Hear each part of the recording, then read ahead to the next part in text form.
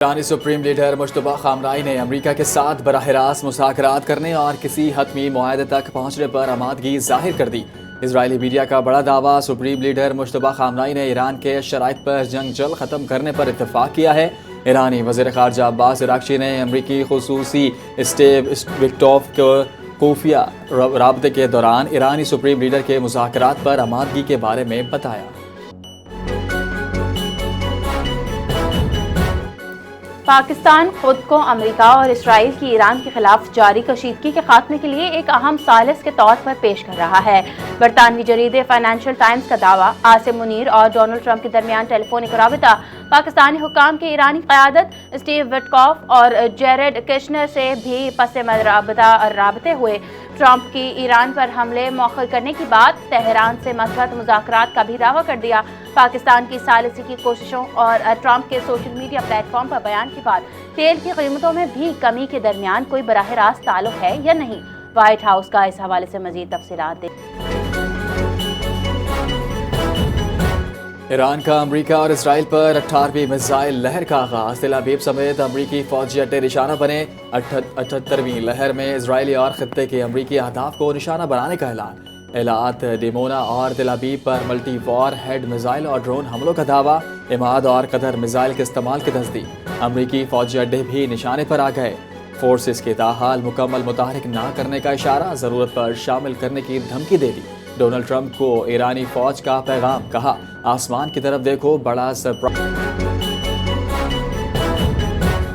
وزیر اعظم شہباز شریف کا ایران کے صدر مسعود پزشکیان سے ٹیلی فونک رابطہ، عید الفطر اور نوروز پر مبارکباد تبادلہ خیال کیا۔ ایرانی صدر کا بھی پرتپاک انداز میں جواب، پاکستانی عوام کے لیے نیک تمناؤں کا اظہار کیا۔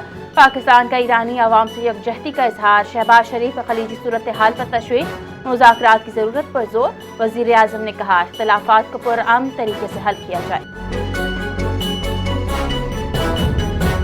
اقوام متحدہ میں پاکستان کا امن کے لیے دو ٹوک موقف، پاکستان کے تمام فریقین کو کشیدگی کم کرنے کی تلقین، بین الاقوامی قوانین کی پاسداری پر زور۔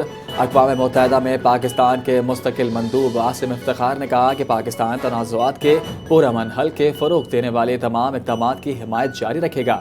بین الاقوامی قوانین اور اقوام متحدہ کے چارٹر کے اصولوں کی مکمل پاسداری کرنی چاہیے۔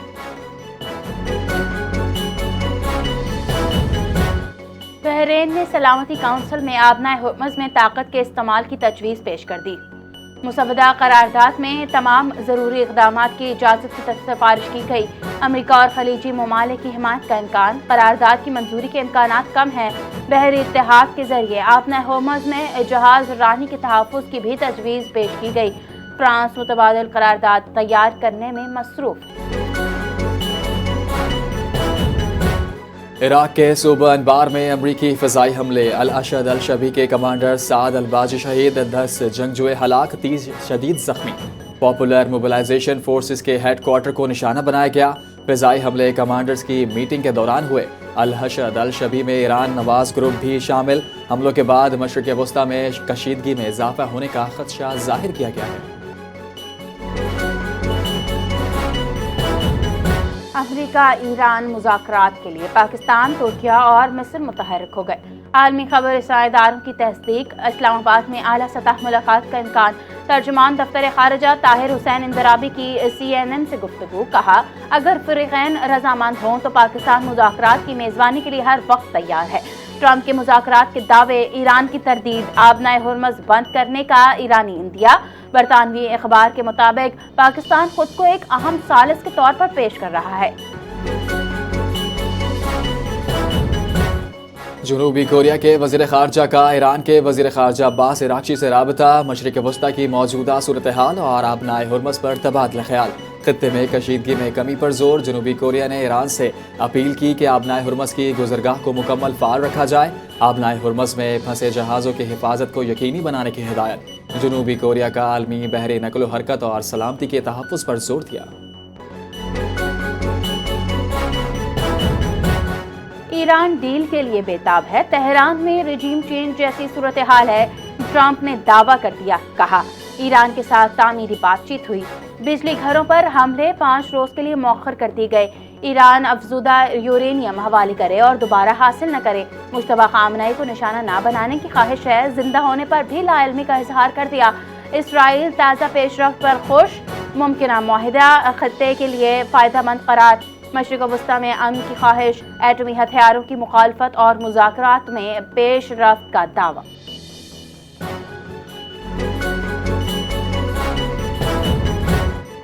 ایران نے جاری جنگ کے خاتمے کے لیے 6 اسٹریٹجک شرائط پیش کر دیے۔ جنگ دوبارہ شروع نہ ہونے کے واضح اور قابل عمل ضمانت، خطے میں موجودہ امریکی فوجی اڈوں کو بندش، جارح قوتوں کو پیچھے ہٹانے اور ایران کو جنگی نقصانات کا ہرجان ادا کرنے کا مطالبہ، تمام علاقائی محاذوں پر جنگ کا مکمل خاتمہ، آبنائے ہرمز کے لیے نیا قانونی نظام اور ایران مخالف میڈیا سرگرمیوں کے خلاف کارروائیاں شامل ہیں۔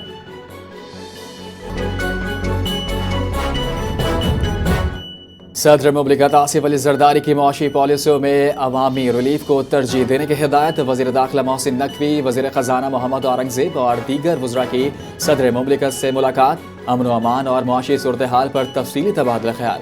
صدر زرداری نے کہا کہ معاشی پالیسیوں میں عام آدمی کی آسانی کو مرکز بنایا جائے، پیٹرولیم مصنوعات کی قیمتوں کے بوجھ کو کم کر کے تاکہ شہریوں کو زیادہ سہولت فراہم کی جا سکے۔ انہوں نے حکومت کے مختلف شعبوں سے کہا کہ عوام کی بھلائی کے لیے اقدامات فوری اور مؤثر انداز میں۔ شہباز شریف کا عالمی یوم تپ دق پر پیغام، بیماری کے خاتمے کے لیے عزم کا عہدہ۔ تپ دق اب بھی دنیا کا بڑا متعدی مرض اور پاکستان سمیت کئی ممالک کے لیے چیلنج ہے۔ بروقت تشخیص، معیاری علاج اور مریضوں کی مکمل نگہداشت حکومت کی ترجیح ہے۔ جدید لیبارٹری نیٹ ورک اور تشخیصی سہولیات میں توسیع جاری ہے۔ کمزور طبقات زیادہ متاثر، غربت اور غذائی قلت مسائل کو بڑھا دیتی ہے۔ عوامی شمولیت، عالمی توانائی اور تعاون فنڈنگ کو تپ دق کے خاتمے کے لیے ناگزیر قرار دیا گیا۔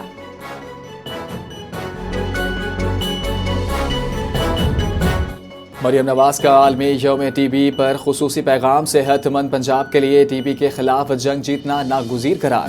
ٹی بی کے خاتمے کے لیے جدوجہد جاری رکھنے کے عزم کا اعادہ، بروقت تشخیص اور مؤثر علاج کی قیمتیں جانیں بچانے پر زور۔ مریضوں میں آگاہی پیدا کرنے کی حمایت اجاگر کرنا ضروری ہے۔ پنجاب میں ٹی بی سمیت دیگر امراض کے مریضوں کو مفت ادویات کی فراہمی جاری رہے۔ عید الفطر پر خیبر پختونخوا کے سیاحتی مقامات اور سیاحوں کی ریکارڈ آمد۔ Khyber Pakhtunkhwa culture and tourism authority نے سیاحوں کا ڈیٹا جاری کر دیا۔ 2,62,000 سے زائد سیاح صوبے کا رخ کر گئے۔ وادی سوات میں 1,86,000 سے زائد سیاحوں کی آمد۔ گلیات میں 51,886 سیاحوں نے سیر کی، جبکہ 76 غیر ملکی سیاح بھی صوبے کے سیاحتی مقامات میں سیر و تفریح کے لیے موجود تھے۔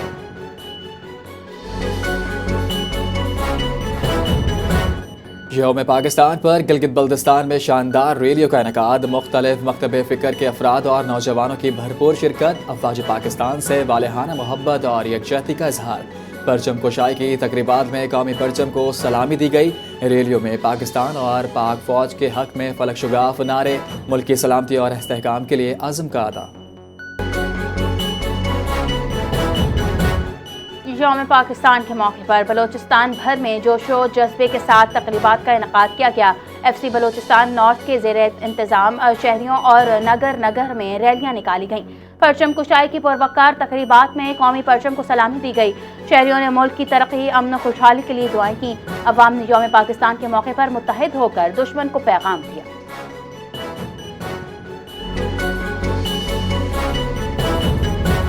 پاک سعودی دفاعی معاہدے میں ایران اور ترکی کو شامل کیا جائے۔ حافظ نعیم الرحمان نے لاہور میں میڈیا سے گفتگو کرتے ہوئے کہا کہ ہمیں دوست اور دشمن کی شناخت کرنی ہوگی۔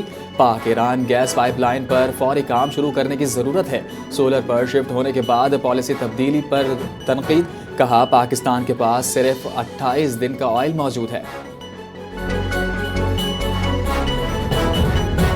ایم کیو ایم سندھ کی سب سے بڑی سیاسی جماعت ہے۔ کراچی سے لے کر اوباڑوں تک عوام کی آواز ہے۔ کراچی میں سندھ اسمبلی کے اپوزیشن لیڈر علی خورشیدی کی نیوز کانفرنس۔ شہر میں بڑھتے ٹریفک حادثات میں تشویش کا اظہار کرتے ہوئے کہا ڈمپر اور ٹریلر کی ٹکر سے روزانہ قیمتی جانیں ضائع ہو رہی ہیں۔ حکومت کو بارہا آگاہ کیا گیا مگر مؤثر اقدامات نہ ہو سکے۔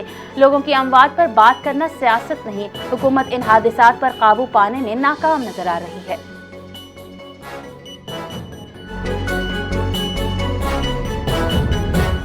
ایم کیو ایم کا کام ہی شور مچانا اور غل غبارہ کرنا ہے۔ سندھ حکومت صوبے بھر میں ترقیاتی منصوبے اور سیلاب متاثرین کے لیے مضبوط اور پکے گھر بنا رہی ہے۔ سندھ حکومت کے ترجمان کا علی خورشیدی کی پریس کانفرنس پر سخت رد عمل، کہا عوام جانتے ہیں کہ کون کام کر رہا ہے اور کون عوام کے مفاد میں ہے۔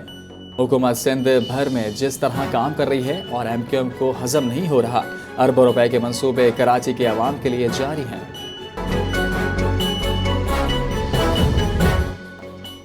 سید طاہا کو کے الیکٹرک کا نیا چیف ایگزیکٹو آفیسر تعینات کر دیا گیا۔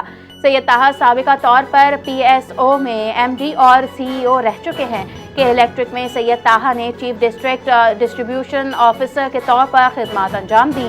اس سے قبل مونس الوی سی ای او کے طور پر خدمات انجام دے رہے تھے، تاہم خواتین کے جانب سے ہراسانی کے الزام کے باعث انہوں نے عہدے سے استعفیٰ دیا تھا۔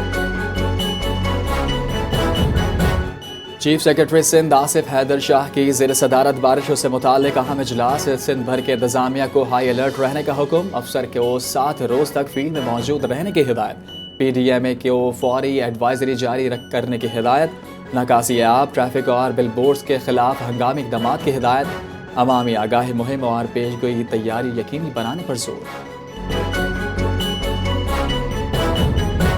ملک بھر میں تیز ہواؤں اور گرج چمک کے ساتھ بارش کی پیش گوئی۔ کراچی اور حیدرآباد میں مختلف تاریخوں پر بارش متوقع۔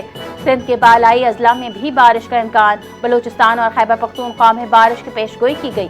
پنجاب اور اسلام آباد میں بھی موسم تبدیل ہونے کا امکان۔ گلگت بلتستان اور آزاد کشمیر میں بھی بارش متوقع۔